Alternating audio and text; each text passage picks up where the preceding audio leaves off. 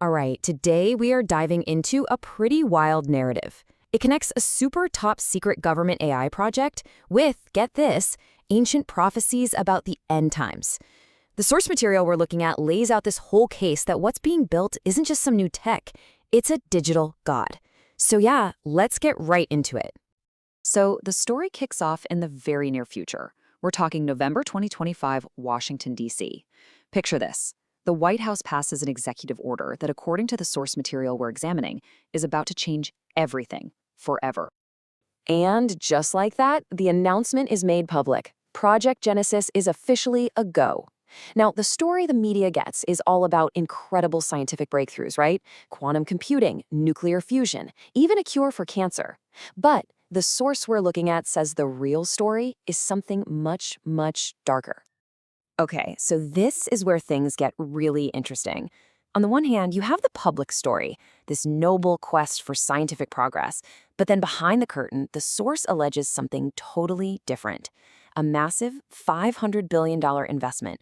The US government is supposedly taking direct ownership stakes in huge tech companies. And get this, an absolutely insane deadline of just 270 days. They want it live by August 2026. And that brings us to a really central question that the source raises. Why call it Genesis? I mean, think about it. The word means creation, the beginning. It's the name of the first book of the Bible, all about God's creation of the world. So why would you give a tech project a name that's so loaded with religious meaning? Well, according to this narrative, that name is no accident. It's a deliberate signal. The whole idea is to design this AI with three classic attributes of a creator. First, to be all-knowing, or omniscient, by plugging into all the world's data. Then, all-powerful, or omnipotent, by running on the most powerful supercomputers ever built. And finally, all-creating, using these incredible autonomous labs that can literally invent and test new things on their own. So, the big question is, who is actually building this thing? Well, the source points to a really powerful network of companies and government agencies, all working together behind the scenes. Now, some of the key players are names you'd probably expect, right? You've got OpenAI providing the AI models, Oracle handling the cloud infrastructure, NVIDIA with all the hardware and GPUs. But the source points to one partner that's supposed to be the big red flag, the National Nuclear Security Administration, the NSSA. And see, this is the core of the source's argument right here. Why would the agency in charge of the entire U.S. nuclear weapons stockpile be directly involved? This suggests that this project isn't really about curing diseases at all. The claim is that Project Genesis is, at its heart, a next-generation military weapon, a warfare system being built under the perfect cover of civilian science. But what's the philosophy, the big idea driving all of this? The source argues it all comes from an ideology that's become popular in certain Silicon Valley circles, known as the Dark Enlightenment. So what exactly is the Dark Enlightenment? Well, at its core, it's this neo-reactionary movement. The basic idea is that democracy as an experiment has failed. The argument is that more authoritarian, top-down systems of government are actually way more efficient and, well, superior. The source we're looking at really breaks this whole ideology down into three core beliefs. First, the idea that democracy is just too inefficient and slow, that the masses make bad decisions and a small elite should be in charge. Second, that freedom is overrated. Uncontrolled freedom just leads to chaos, so you need surveillance and control to maintain order. And third, and this is the big one, AI must be completely unregulated. Any government interference is seen as dangerous. The only solution is an AI controlled by the same select elite. And to really drive this point home, the source brings up this alleged secret lecture given by the tech billionaire Peter Thiel. In it, he's claimed to have said that anyone who wants to restrict or regulate AI are, and I'm quoting the claim here, the legionnaires of the Antichrist. Just think about that. The message is crystal clear. Building this AI is a kind of divine mission, and trying to stop it is basically a sin. Okay, so if Project Genesis is the brain of this whole operation, what's the nervous system? What's connecting it to the entire world? According to the source, that role is filled by one single company, Palantir. And again, the name itself is supposedly another one of these deliberate signals. In Tolkien's The Lord of the Rings, the Palantir were these indestructible seeing stones that let you see across vast distances.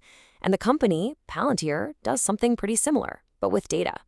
It takes all these huge, separate databases, smashes them together, finds hidden patterns, and predicts what might happen next. And its reach is just staggering. The source lists clients all across the US government and even internationally.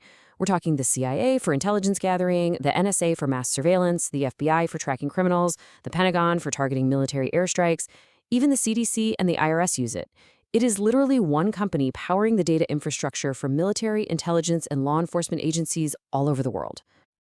And this is where the source draws another one of these direct theological parallels. It brings up an Islamic hadith, a saying of the Prophet Muhammad, which states that the Dajjal, a figure very similar to the Antichrist, will enter every place on Earth.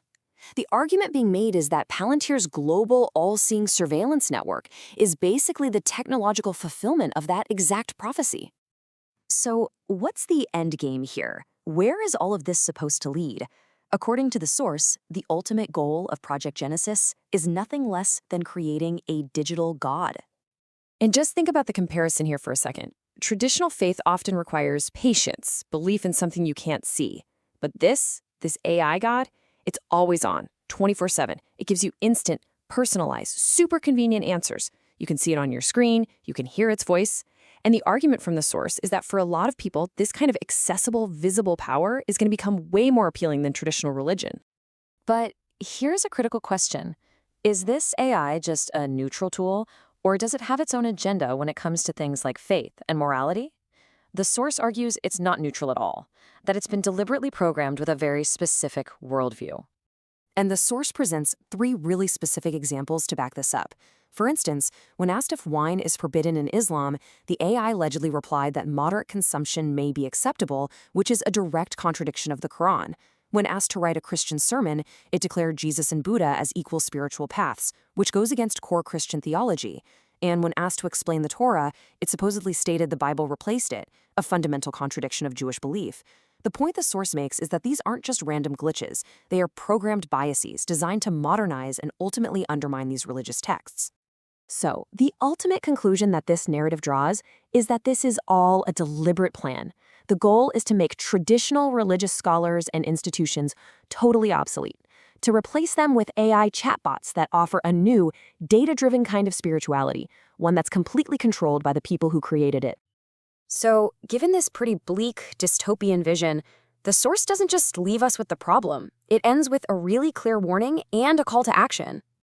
It recommends 4 basic steps. First, verify your information. Don't just blindly trust what an AI tells you, especially on something as important as religion. Second, understand AI's limits. Remember, it's a tool, not an all-knowing authority.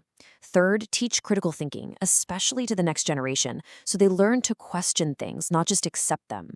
And finally, spread awareness. Just talk about this stuff with your friends and family. Because the argument is that the biggest danger isn't the technology itself, it's our blind acceptance of it.